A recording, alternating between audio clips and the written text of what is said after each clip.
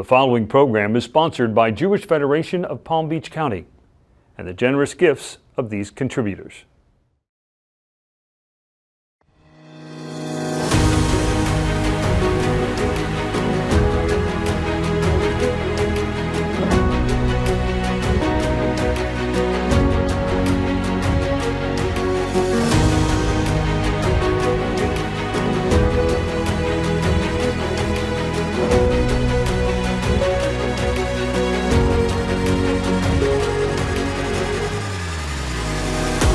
Welcome to our 45th season of Mosaic. I'm your host, Susan Schulman-Pertnoy. Mosaic is Jewish Federation of Palm Beach County's weekly news magazine. We're exploring the most critical issues facing Jews here and around the world. Whether it's in education, at an event, or simply in daily Jewish life, everyone deserves an opportunity to participate and have their needs met. Today, we're talking about inclusion and what our federation is doing at all levels to make sure those with physical and mental disabilities and differences are not left behind. That's up next on Mosaic.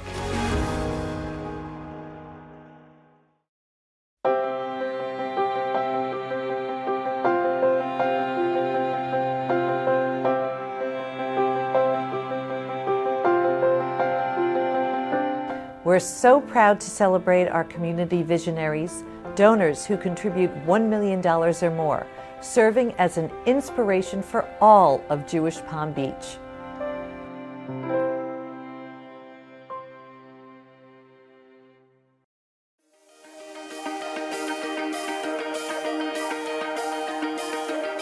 It's been remarkable to see how the Jewish community here in the Palm Beaches has grown. We have a really diverse community spread out all across the county.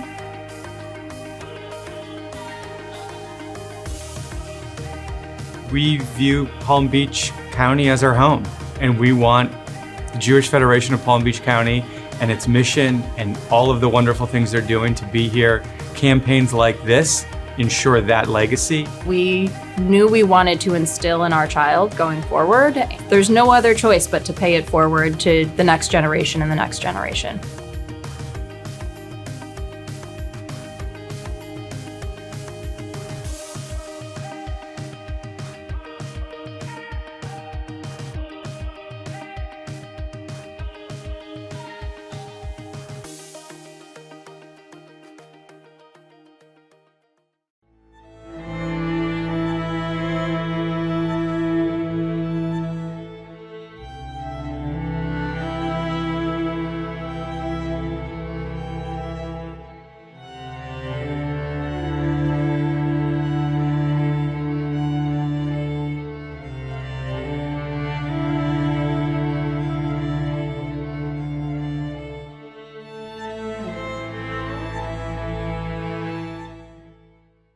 Welcome back.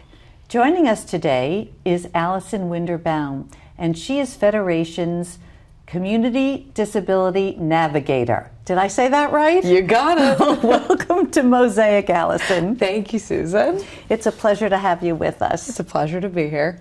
February is Jewish Disability Awareness and Acceptance and Inclusion Month. What was the focus this year? So the focus this year is primarily about awareness and making the community aware that individuals with disabilities should always be included in everything it is that we do. The word inclusion is used, overly used, but let's take a deeper dive. What does inclusion really mean? So inclusion to me, of course, it's about, all faiths, it's about all types of abilities, disabilities.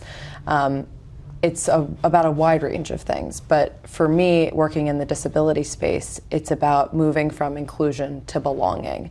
Oh, and I love that. Thinking about inclusion not as an afterthought, but as a forethought, and making sure that when people come into the space, rather than us making changes to accommodate them, that it already feels like a space of belonging for them. Oh, that's wonderful. That's a wonderful way to lens to look at this through. Thank you. Really. So you're Federation's community navigator. What exactly do you do? So as a disability navigator, part of my role is to work with our clergy, work with our partner agencies and federation to make the community a more inclusive place for people with disabilities. And the other part of my role is the community navigation program, which is providing free, seamless referral services to individuals and families of individuals with disabilities in the community. So is that all faiths as well? It's all faiths. We don't just help Jewish people in our community, we help everyone. How do you help the community reach the goal of inclusion? So the way that we reach the goal of inclusion is in a lot of steps. Changing the mindset of people to think about inclusion and think about people with disabilities is one step in itself. So by providing educational information to Federation, to our partners, and working together as a community to learn about inclusive language, to learn about accessibility and accommodations, and all the different things that go into disability inclusion, that's really the first step to how we get there. So that was probably, the beginning of my role at Federation, and now I've kind of taken the show on the road. So in the month of J-Dime, I've been going to different synagogues and working with the rabbis, clergy, board members to provide trainings and recommendations on how we can make their synagogues and the community more inclusive. Oh, that's terrific. You mentioned earlier that it's free of charge, and why is that so important?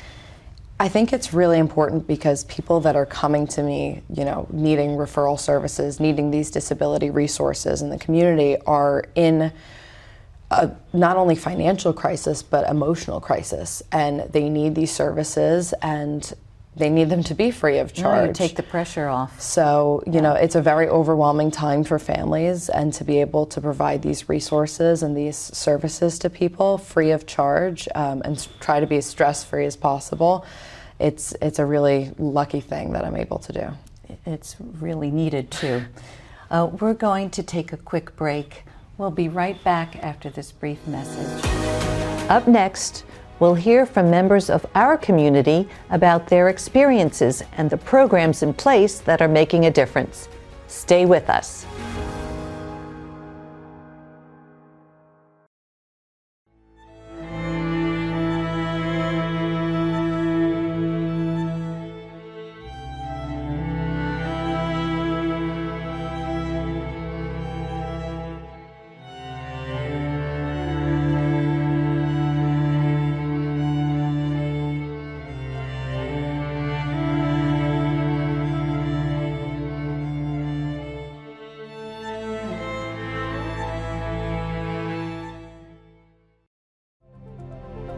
You have the power to do good that goes everywhere.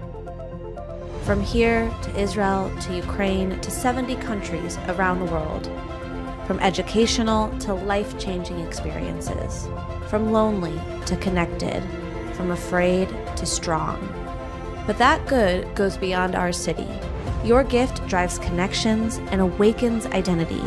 From devastation to reimagination, from tragedy to support, your gift transforms leaders from being a solo visionary into being a catalyst for change. And while you're watching this, your gift is making its way from North America to impacting people around the world.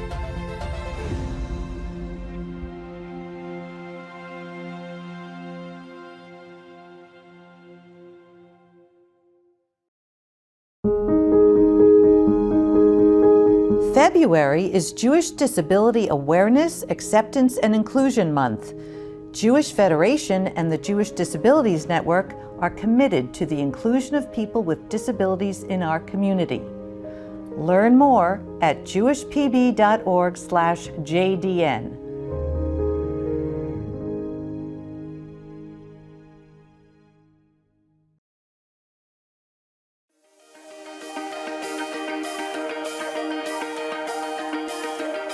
It's been remarkable to see how the Jewish community here in the Palm Beaches has grown. We have a really diverse community spread out all across the county.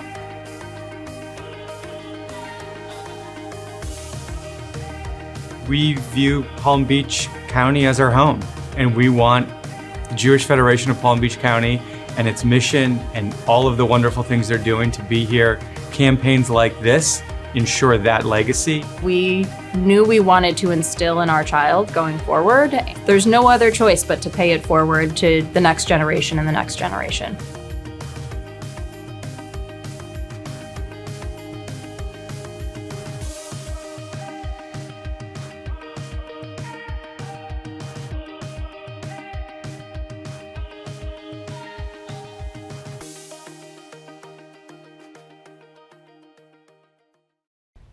We're back with Allison Winderbaum, and I want to ask you, what type of families come to you for help?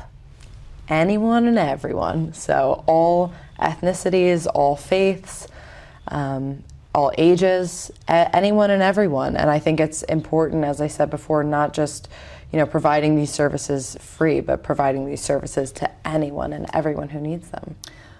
What kind of misconceptions or challenges have there been in the Jewish community regarding disabilities? So I think in the community of, disabilities, there's a common misconception that disabilities are just visible to the naked eye, when a lot of the times we have to think about also invisible or non-apparent disabilities like mental health, which is very, very important and very prominent, not just in our local community, but nationwide and worldwide. So I think it's important to recognize that people that have physical disabilities also a lot of the times do have mental illness, and to make sure that we think of the whole picture and to help people with all things that they need, disability related. How can organizations such as synagogues and community centers better service people with disabilities? So thankfully, I'm taking my show on the road, and I'm working with synagogues to make the community a more inclusive place. I think one thing with synagogues is definitely physical accessibility, because we do have a lot of people in our community in Palm Beach that use mobility aids, which are things like walkers and wheelchairs, and to make sure that our spaces are physically accessible for everyone. Do you find, I should say, that organizations are naive when it comes to really, they think they're inclusive, but they really don't see the whole picture, and you come in and you really have to enlighten them? I do think so, and I haven't always been in the space of disabilities. So when I came into it, I think I understood a lot more what it looks like through an individual with disabilities, because we want to really make sure that that's how we're looking at things, not as a person that maybe doesn't necessarily have physical disabilities or other disabilities. We want to make sure we're looking at the whole picture. So yeah, I think it's been really beneficial that I can come in with a different mindset and a different vision and make these suggestions and try and make these changes in the community. That's great. Can you tell us some success stories? Of course. So actually this morning I have one. Okay, good.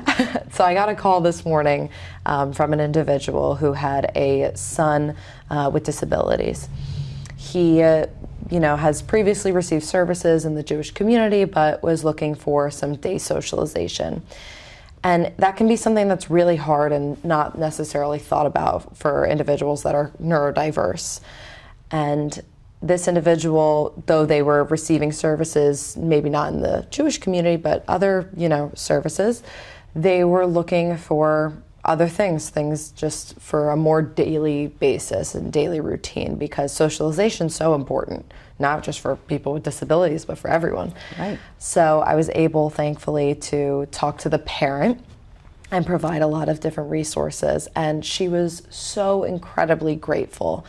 And to me, that just blows my mind, because she was just so thankful that I took the time to call her back and sit with her on the phone and listen to her, talk about her struggles, because she said most people don't really take the time to sit and listen and try and guide them. You do such wonderful work. It's so important that people out there can find you, because you're so needed. There's so many people that are in situations like that. Do you have any other examples you want to share? Sure. I think as someone who is, studying social work, I try and look at the whole picture, look at the family system. So when I'm helping one individual, I'm not just helping that person, but I'm helping the entire family. So a lot of times that's, the referrals that I get, I end up helping the aunt and the uncle and the son and the grandparent with all different resources because the picture is just so much bigger and there's always more to the story. That's got to be so gratifying for you. It's a pretty amazing work. I'm very lucky to be doing what I'm doing. And we're very lucky to have you. Thank you. One last question. Sure. What are your hopes for the future in this field? So I'll go back to what I said earlier about belonging.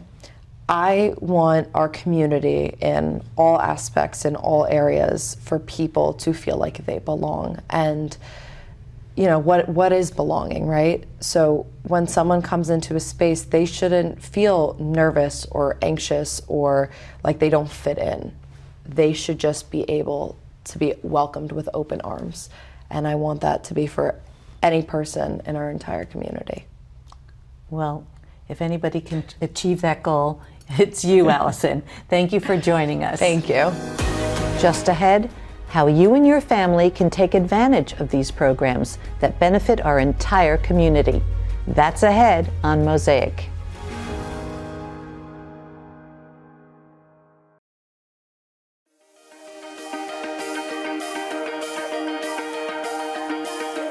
This isn't my grandparents' Palm Beaches. We have seen such a transformation in the last few years, and by all indications, it's still coming ahead, that we actually have to think differently about our capacity and about the services we deliver and about the needs.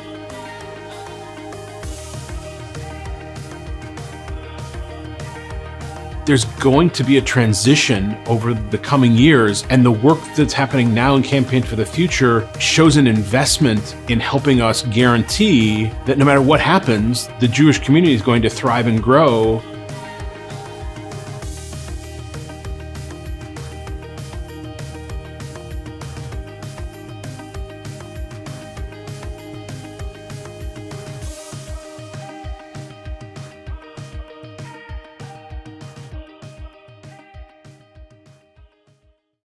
I think we learn from each other all the time. And so by us honoring our elders, we're just giving back to those who've given to us.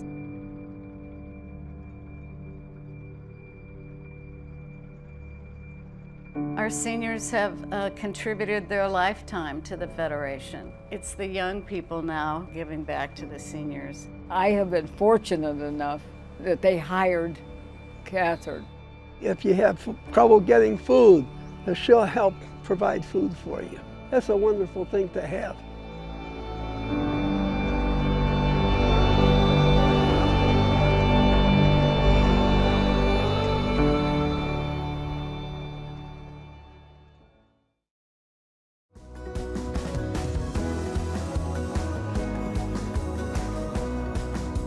When we decided that we were going to undertake the Campaign for the Future, it was really an outgrowth of the fact that our endowment is not where it should be given the size of the Jewish community and the growth that's taking place in this community.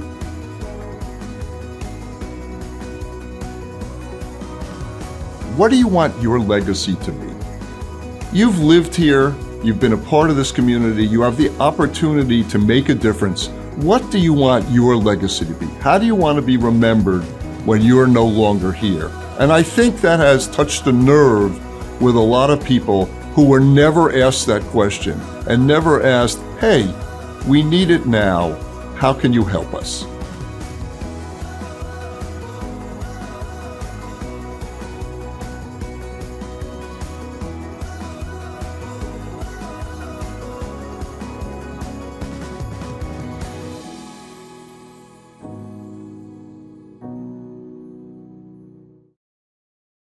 Welcome back, and joining us now is Allie Danick, Federation Special Needs Community Educator. Allie, welcome to Mosaic. Thank you so much, Susan. You know, education is so important for special needs. Tell us about your role. Yeah, absolutely. So I am our Special Needs Community Educator. So what that means is that I work with our religious schools. We have about 8 synagogue schools. I work with our early childhood centers, and I work with our day school to ensure that there is educational programming that is inclusive and accessible for all students of differing needs, whether they be identified as special education or unidentified as special education. I want to read this statistic. Yeah. The CDC released findings that nearly 1 in 5 school-aged children, that's incredible, have some sort of developmental disability, which really illustrates what you're doing is so needed and important. What were some of the unmet needs out there? Yeah, absolutely. So in that statistic itself, 1 in 5 children, I mean, that is a majority of our school-age children from ages 3 to 22. And so one of the needs that became unmet was the fact that we had such a vast amount of students that were not receiving the proper identification and the identified needs. Another challenge is that in the public school systems, they do have funding for special education services and they have their whole IEP process. And unfortunately, in our Jewish schools, we don't have that funding as of now. We're still working on trying to get more and more funding for these services, which is why I'm really grateful to be here to help advocate for those, for that funding to occur, so that our children, before they go into the public school systems, are able to receive early intervention services and they're able to receive these pre-IEP services, so that when they... IEP stands for Individual Educational Plan. So what that means is that this is a whole document that will list out a child's diagnosis and accommodations, modifications, anything that may be needed for a child's success in the elementaries or in the educational system, regardless of age. What other challenges are you faced? One of the challenges is awareness. We do not have a lot of awareness of what is a disability and whether a disability is physical, intellectual, or mental. We have a lot of invisible illnesses that may be not seen to the common eye, which makes the classroom very, very difficult when you have children with ADHD, along with a physical impairment, along with a mental disorder such as post-traumatic stress disorder. So some of the challenges are just kind of educating our community on the different types of disabilities that you may see in the classroom and how to co-interact with neurodivergent students, so students whose brains may work a little bit differently or who may be on the autism spectrum, with our children who are unidentified or who do not maybe need extra services. So how do you do it? How do you make sure these students with disabilities have access to the resources and other opportunities? Absolutely. So it's a lot of hands-on work. I'm in our religious schools and our early childhood schools a majority of the week, trying to encourage different program modifications in the classroom. So with that being said, I'm observing. I go in and I just observe both teachers and students to see maybe what throughout the day could be changed so that all students may benefit. I also meet with directors and parents to bring in everybody together to kind of understand what is occurring, what are we seeing in a day-to-day situation, and how can we help and connect our home life and our educational life. We want to ensure that we're all a team and that each member of the child's life growing up is a part of their active role in their growth and in their successes. And then another way is community professional development. So I work with these directors to ensure that their teachers have professional development, so that these teachers have a place to go if they have questions. What a resource you are. Yeah, so I mean, I tried my best to do it, but this has been my pride and passion since I was 13. So I've always been in the field of special education, from my undergrad to my master's to my field work now. So I'm pretty excited to be here with them. So what would your hope be in the next 5 years moving forward for this field? So my hope is that we don't need to just refer to special education services, that inclusion is a forethought of it, not an afterthought of educational programming. My hope is that everybody can realize that these slight changes in a school or these extra times or accommodations can affect all learners, regardless of ability, regardless of age, and that understanding that inclusion and accessibility affects and benefits everybody. It's not just for a certain crowd, and it's not just for a certain age. Allie, what are some of these benefits for all students? So one of the major benefits is knowing that all students, regardless of identified or unidentified needs, are able to learn together and are able to create a comprehensive, cohesive classroom. So they're able to create socialization skills with each other. They're able to play and interact with each other, and they're able to have a sense of passion and normalcy, and they're not looking at somebody else like, oh, you're different. They're looking at somebody else like you and I would look at somebody else. Like, we would look and be like, oh, there's my friend Susan, I'm right there, right? Oh, it's a wonderful aspiration. And then another benefit is just with our teachers, they work so hard. We have wonderful teachers in our community and in our organizations, our partner organizations, but these teachers have a lot on their mind. So by being able to modify and by being able to create this inclusive environment, we are creating learning environments that all students can learn in. So it's no longer are the days of we're sitting behind a desk for 8 hours a day. Our kids are up and moving. They're learning through song, they're learning through visualization, they're learning through music and hands-on experiences.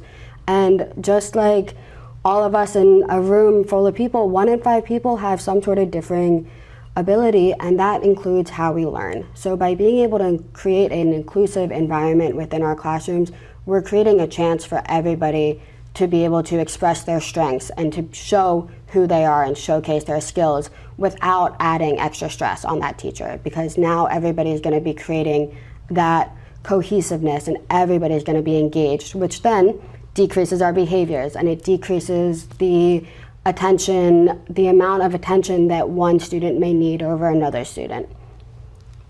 And it fosters acceptance. Absolutely. It fosters acceptance, it fosters inclusion, and it fosters belonging, which is very important because one of the things that we've been seeing after COVID and as we're becoming back into a sense of normalcy is the lack of socialization and the lack of the ability to peer interact with each other. And so by having these inclusive environments and by having these modalities of different learning, we're seeing our students begin to build each other up, and we're seeing our young ones as early as age 2 learn the process and the importance of sharing and coming together as one community and not just individuals. That's very exciting work. I love it. I mean, started from a very young volunteer, and now this is my lifelong passion and goal, so I'm super excited for this. Thank you, Allie. Thank you, Susan.